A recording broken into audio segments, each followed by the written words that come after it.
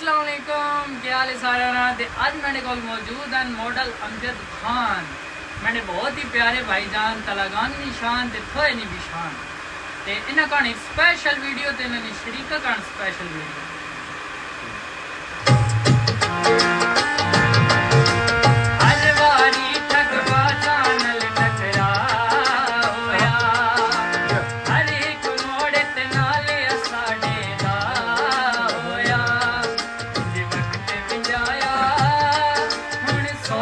आई तेरे बंदे विलाई मतलब कड़लाई बेकदरे लोका साड़ी कदर न पाई तेरे बंदे विलाई मतलब कड़लाई